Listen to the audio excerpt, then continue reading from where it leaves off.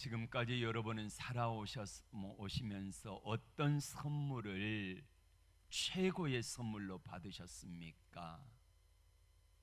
생각나는 선물 기억이 무엇입니까? 남편에게, 아내에게 받은 선물이 기억납니까? 자녀에게 받은 선물이 기억납니까? 친구에게 받은 선물이 기억납니까? 어떤 선물을 여러분은 최고의 선물로 꼽을 수 있겠습니까? 어떤 선물을 받으셨는지요? 하나님은 우리에게 최고의 선물을 주셨다고 말씀하고 있습니다. 어떤 선물일까요? 요한복음 3장 16절에 말씀하는 것처럼 하나님이 세상을 사랑하사, 누구를 사랑하사? 하나님이 나를 사랑하사 독생자 예수님을 주셨으니 그를 믿는 자마다 멸망치 않고 영생을 얻게 하려 하심이라 약속하셨습니다. 하나님이 이 땅에 예수님을 보내시고, 그리고 예수 그리스도를 통하여 내가 하나님의 자녀가 되고 하나님이 계시는 곳, 하나님의 나라를 들어갈 수 있는 길을 열어 놓으신 것이 최고의 선물인 줄로 믿습니다. 할렐루야. 예. 여러분이 좀 아멘을 심차게 해주시면은 옆에 계신 분들에게도 은혜가 되고, 또 함께 예배를 드리는 우리 모두에게 큰 기쁨이 되고 하나님께 영광이 될 줄로 믿습니다. 예. 하나님이 우리에게 예수 그리스도를 선물로 주신 거 최고의 선물이라는 것입니다. 얼마나 값진 선물인지, 얼마나 보배로운 선물인지 잘 이해가 되지 않습니다만, 하나님이 우리에게 선물을 주시기 위하여서 하나님 아버지는 얼마나 큰 희생을 감당하셨는지 모릅니다. 여러분의 아들을 다른 사람을 위해 선물로 내줄 수 있습니까? 아니요, 못합니다. 다른 사람을 위하여 생명을 대신해서 내 아들을 죽일 수 있습니까? 내 딸을 죽일 수 있습니까? 아니요, 아무도 못합니다. 그런데 하나님 아버지는 나를 위하여서 예수 그리스도를 십자가에 못 박아 죽이시기까지 사랑하시고 우리에게 아들이신 예수님을 선물로 주신 줄로 믿습니다. 그래서 예수 그리스도를 통하여서 하나님의 나라에 들어갈 수 있는 길을 열어놓으신 거지요. 몇 년 전에 서울의 한 식당에서 해가변이 열렸습니다. 사회자에게 잠시 기회를 청한 남편이 이렇게 마이크를 잡고 이야기를 했습니다. 아내와 저는 1956년 제 나이 24살에 아내 나이 19살을 만나 결혼했습니다. 꽃다운 나이에 결혼한 지 얼마 되지 않아 육군 중이었던 나는 광주 보병학교에 갔고, 거기에서 집을 얻을 돈이 부족하여서 그때 아내가 결혼 반지로 받은 금을 내놓았습니다. 아끼느라고 몇 번 끼워보지도 못한 것이었지요. 그리고 남편은 옆에 있는 아내를 바라보면서 아내를 나오게 하고 이렇게 말했습니다. 아내에게 잘해준 것보다 잘못해준 것이 더 많았던 지난 40년이었습니다. 아내 손을 볼 때마다 그 반지가 생각나 꼭 새 것으로 사줘야지 했는데 못하다가 이제야 반지를 준비했습니다. 반지를 빼지던 그 새색시가 오늘 회갑을 맞았네요.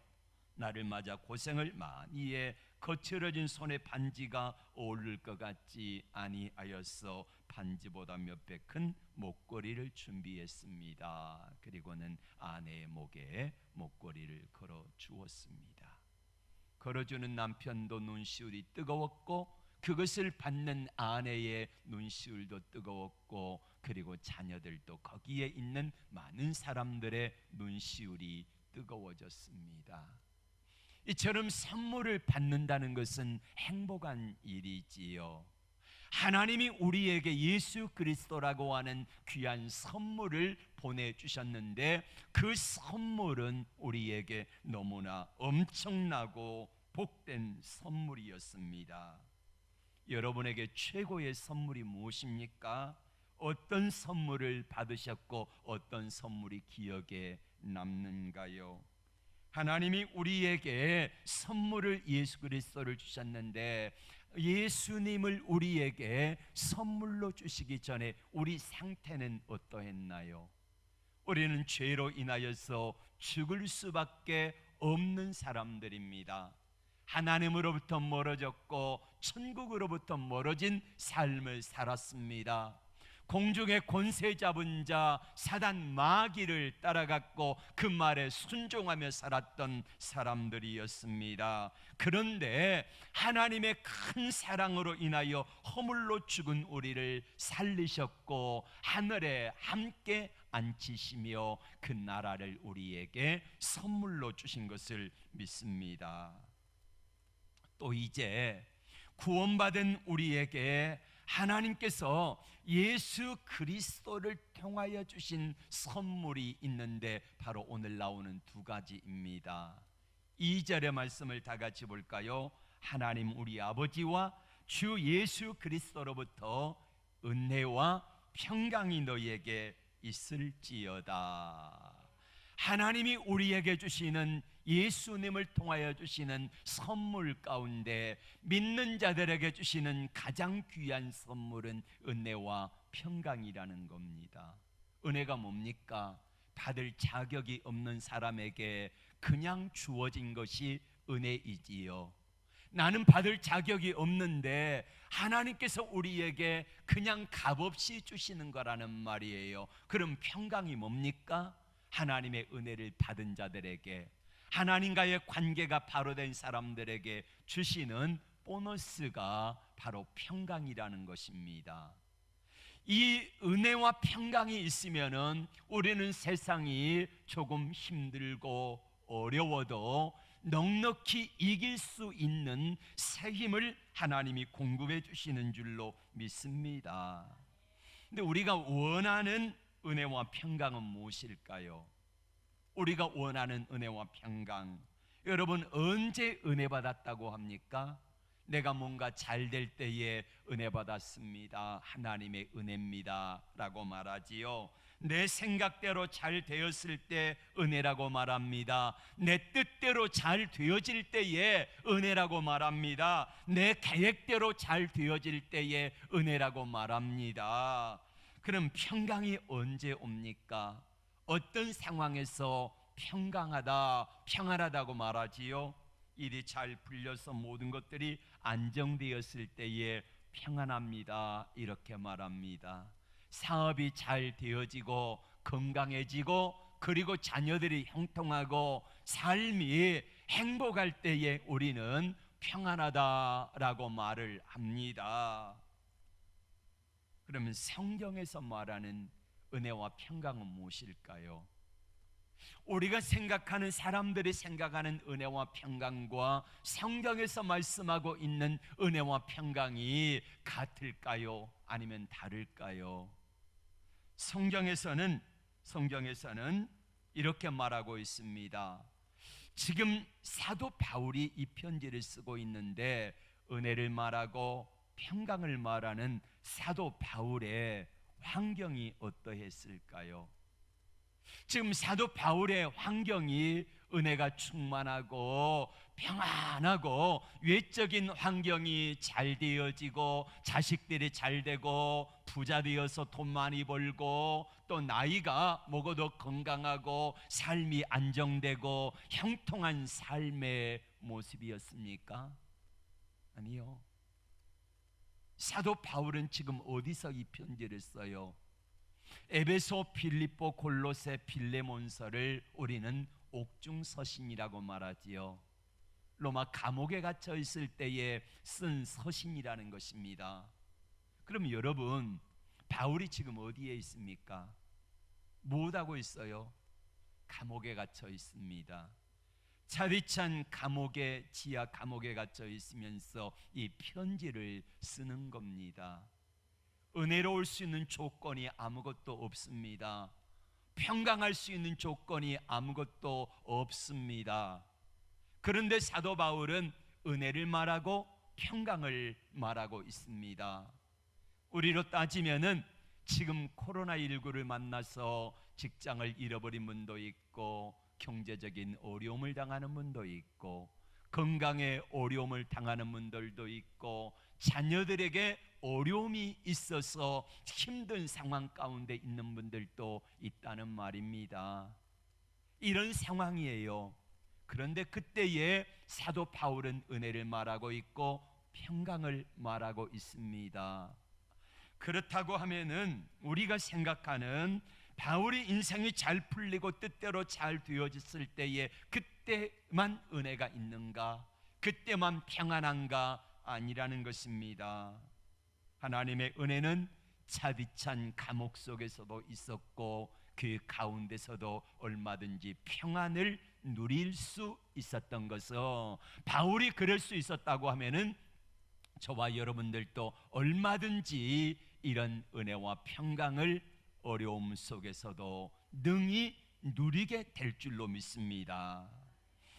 여러분에게 은혜와 평강은 무엇입니까? 어떨 때 은혜가 있고 평강하다고 말씀합니까? 내 생각대로 일이 잘 되어질 때만 은혜가 있습니까? 모든 일들이 형통할 때만 은혜가 있습니까? 사업이 잘 되고 내가 생각하는 대로 일이 잘 풀릴 때만 하나님의 은혜가 있습니까?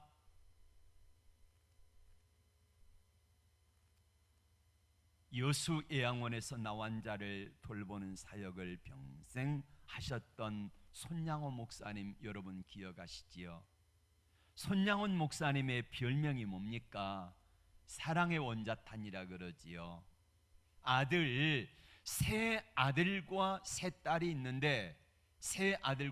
있는데, 첫째와 동인이와 동신이 이 두 아들들을 공산주의 사상에 물든 고등학생 친구들에게 의해서 죽임을 당했습니다. 죽창에 찔리고 총살을 당했지요.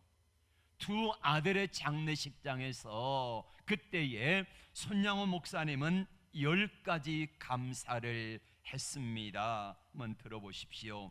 나 같은 죄인의 혈통에서 순교 자식이 나오게 하셨으니 하나님께 감사합니다. 허다한 많은 성도 중에 어찌 그리 이런 보배를 주셔서 하필 내게 맡겨주셨는지 감사합니다. 여러분, 지금 장례식장이에요. 생때 같은 고등학생 두 아들이 총살당한 현장에서 장례식을 치르고 있는 현장이라는 겁니다. 삼남 삼녀 중에 가장 아름다운 두 아들 장남 차남을 하나님께 바치게 된 것을 축복으로 알고 감사합니다. 한 아들의 순교도 감사한데 하물며 두 아들의 순교니 감사합니다.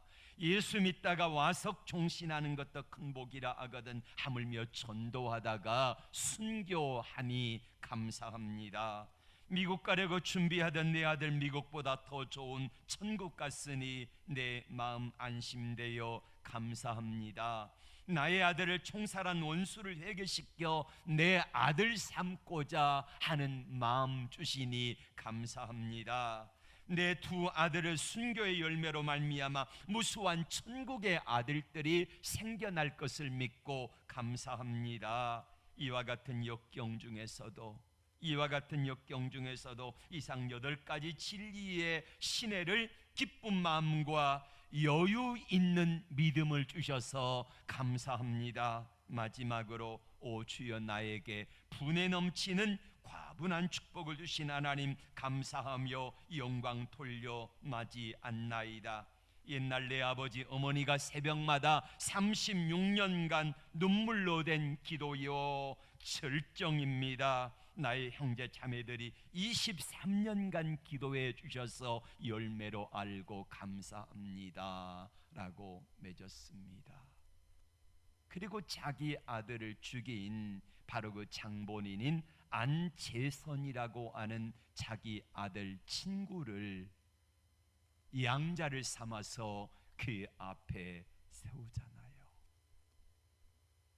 그리고 아들의 권위를 주어집니다. 여러분, 장례식장에서 이런 감사가 어찌 나올 수 있을까요? 최근에 이동훈 목사님이 아들을 미국에서 변호사로 있는 아들을 잃었습니다. 암으로요. 40대 젊은 아들인데 변호사로 있는 이 아들이 암으로 죽어가는 때에 이 아들에게 손양호 목사님이 10가지 감사했던 것처럼 10가지 감사 편지가 공개되었습니다. 읽어보니까요, 참 은혜가 되어져요. 자, 여러분, 손양호 목사님이 두 아들을 죽인 그 상황 속에서 그 나이를 양자를 삼고, 그리고 그 장례식장에서 도저히 감사가 나올 수 없는 상황인데도 불구하고 감사할 수 있었고, 그리고 평안할 수 있었고, 하나님의 은혜를 말할 수 있는 이유는 뭘까요? 그것은 환경에만 매이는 게 아니라는 거지요. 하나님의 은혜가 힘들고 어려울 때만 있는 것이, 하나님의 은혜는 평안하고 행복할 때만 있는 것이 아니라는 겁니다. 평강도 역시 마찬가지지요. 손양호 목사님이 작사했던 이 찬송시를 가지고 이제 찬송가를 만들었습니다. 그게 541장 꽃이 피는 봄날에만이라고 하는 찬양입니다. 가사는 이래요. 꽃이 피는 봄날에만 주의 사랑이 있음인가, 열매 맺는 가을에만 주의 사랑이 있음인가. 아니라는 거지요. 땀을 쏟는 여름에도, 힘들고 어려운 여름에도, 태풍이 불고 바람이 불고 홍수가 나는 여름에도 주의 사랑 여전하고, 추운 겨울 줄일 때에도 주님의 위로는 여전히 있다는 것입니다. 여러분, 우리의 마음속에, 우리의 믿음 속에 많은 사람들이 생각하는 게 무엇입니까? 꽃이 피는 봄날에, 꽃이 피는 봄날에만 주의 사랑이 있는 거 아니라는 거지요. 근데 우리는 꽃이 피는 봄날을 생각하면은, 봄이니까, 꽃이 피니까 향기롭고 아름답다, 이렇게 생각할 때에 우리의 마음속에, 우리 삶 속에 하나님의 사랑이 있는가라고 생각을 합니다. 그때만 있는 것이 아니라 추운 겨울에도 여름에도 주의 사랑과 은혜는 여전히 변함없이 있는 줄로 믿습니다. 그렇습니다. 사단은 최고의 복이 세상적인 복이라고 말을 합니다. 세상적인 것들 누리고 더 많이 가지고 더 많이 부여할 때에 최고의 복이라고 속이고 있습니다. 그래서 그것들을 얻기 위해 수단 방법 가리지 아니하고 살아가라고 부추기고 있습니다.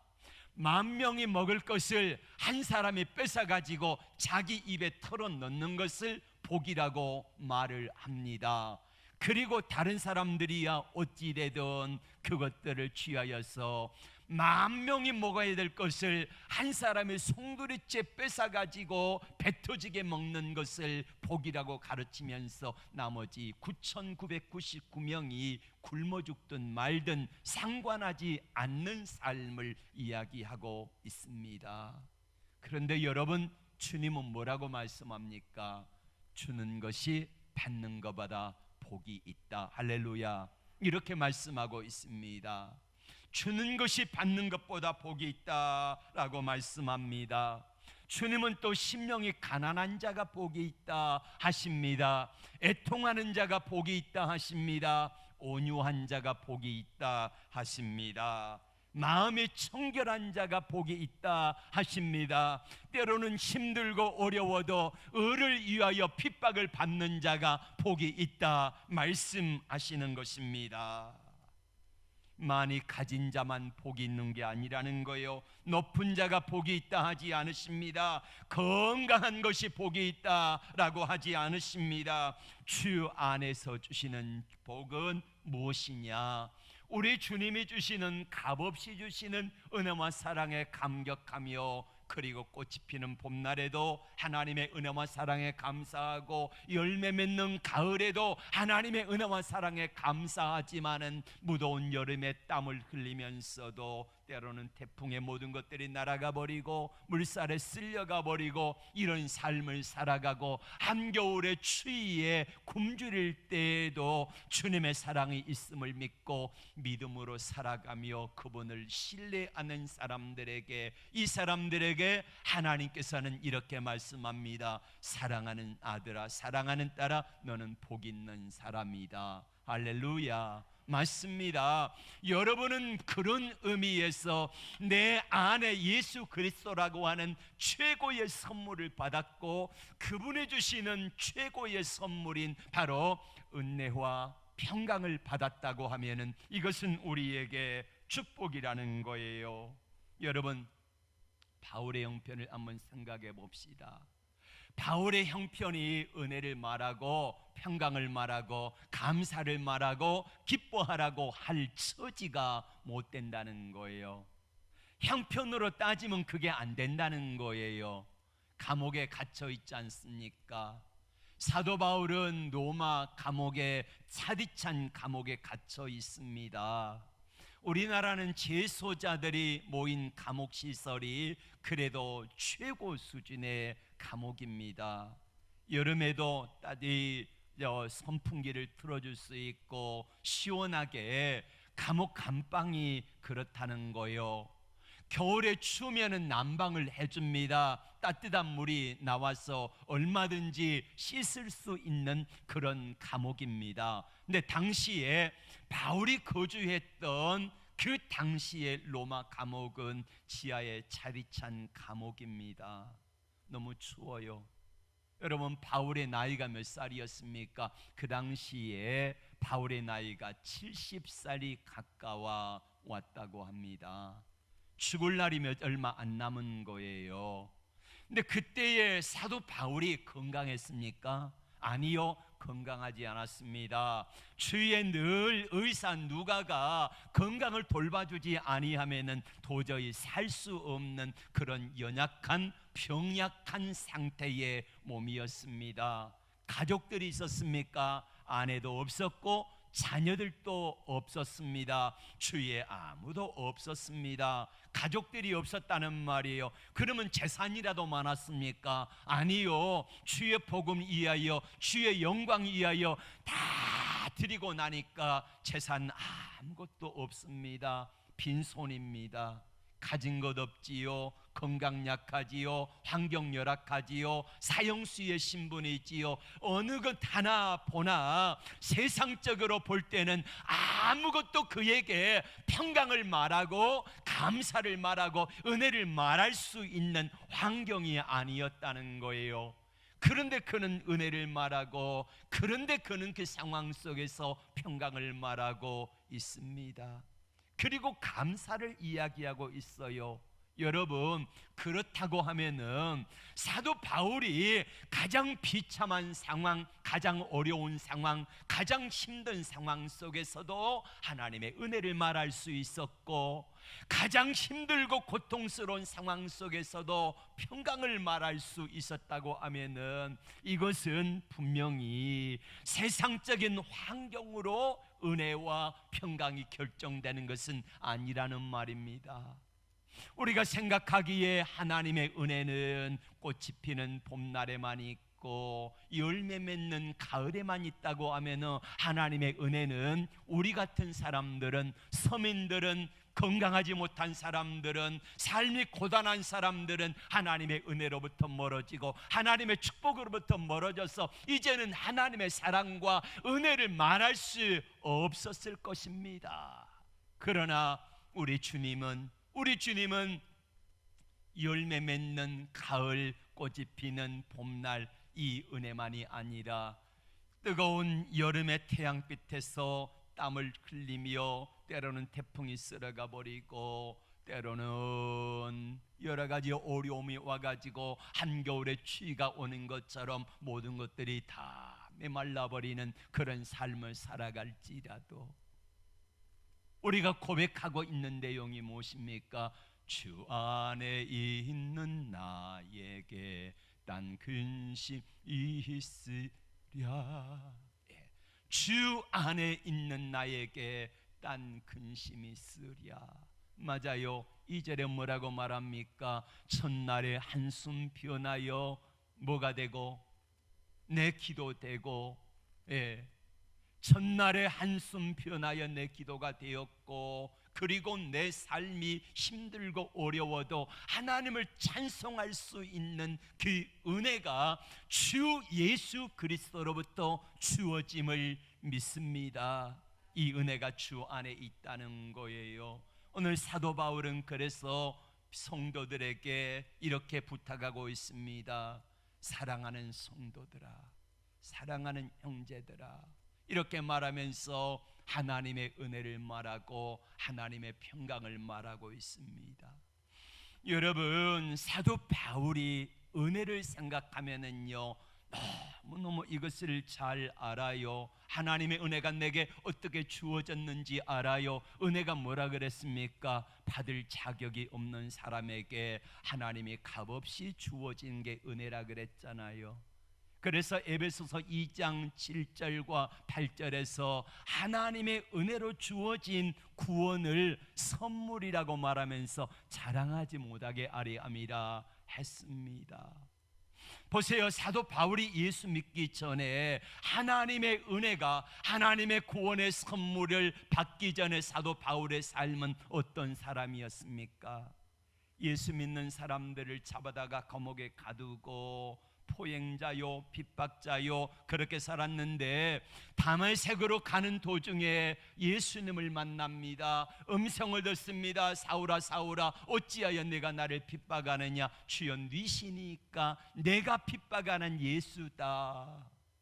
그리고 만나주신 주님께서 자기가 포행자요, 핍박자요, 예수 믿는 사람들을 잡아다 죽이고 못 살겠구는 일을 했는데 그 모든 것들을 다 용서해 주세요. 개의치 아니하세요. 용서해 주세요. 그리고 내가 하나님의 자녀가 돼가지고 이제 주님의 사랑과 은혜를 전하는 사람이 되었는 것들을 생각하니까 너무 감사한 거예요. 이 은혜를 받았다는 거예요. 여러분, 그러면은 사도 바울만 이 은혜를 받았습니까? 여러분은 이 은혜를 받지 못했습니까? 이 사랑을 받지 못했을까요? 아닙니다. 여러분들도 받은 줄로 믿습니다. 다 구원을, 하나님의 은혜를 선물로 받은 사람들이잖아요. 맞습니다. 이 은혜를 받은 것입니다. 그렇습니다. 사도 바울은 이 은혜를 받은 걸 생각하니까 너무너무 감사한 거예요. 여러분, 왜 은혜와 평강이 최고의 축복일까요? 전혀 받을 수 있는 자격이 없는 사람에게 하나님께서 은혜가 주어지고 전혀 받을 수 없는 환경 가운데서도 하나님의 평강이 주어지는 거, 이게 하나님의 은혜 아닐까요? 꽃이 피는 봄날에만 하나님의 은혜를 말하고 하나님의 평강을 말하지 말고, 열매 맺는 가을이 있다고 그 가을의 풍성함 때문에 하나님의 은혜를 말하고 평강을 말하지 말고, 여름날 무더위에 땀을 흘리면서도 하나님의 은혜가 있음을 알고 감사할 때에 가을의 풍성한 은혜가, 열매의 축복이 있는 줄로 믿습니다. 환경 속에 매인 그리스도인이 아니라, 환경 때문에 기뻐하고 감사하는 사람이 아니라, 어떤 환경과 어떤 문제, 어떤 시험, 어려움이 올지라도 주 안에 있는 나에게 딴 근심 있으랴 라고 고백할 수 있는 이 은혜가 전천후 믿음이 여러분에게 주어지기를 주의 이름으로 축복합니다. 맞습니다. 하나님의 은혜를 받으니까 자연스럽게 평강이 누려지지요. 하나님의 은혜가 있으니까, 이 축복을 누리니까 사도 바울은 하나님의 은혜를 말하고 평강을 말하는 거예요. 사도 바울은 동문수학했던 친구 스데반을 기억하고 있습니다. 사도행전 6장과 7장에서 동문수학했던 그 스데반을, 자기 사랑했던 친구를 자기가 가장 먼저 제 증인 1호가 돼가지고 돌로 치는 일을 앞장을 섰습니다. 그런데 스데반이 돌에 맞아 죽어가면서 자기를 돌로 치는 그 사도 바울을 바라보면서 그의 얼굴이 천사처럼 밝게 빛났던 이유를 알 수가 없습니다. 내가 믿는 하나님, 바울이라고 하는, 변화되기 전에 이 바울이라고 하는 사울이 이 하나님을 믿었던 그 믿음으로는 도저히 이해가 될 수가 없는 거예요. 그런데 돌에 맞아 죽어가면서도 어떻게 스데반의 얼굴이 천사처럼 변할 수가 있지? 어떻게 저는 은혜를 말하고 그리고 평강을 말할 수가 있지? 도저히 이해가 안 갔어요. 그런데 자기가 예수님을 만나고 나니까, 내가 예수님을 만나고 예수님의 은혜 안에, 예수님의 평강 가운데 거하고 보니까 사도 바울이 만났던 어려움들이 고린도 후서에 나와 있지 않습니까?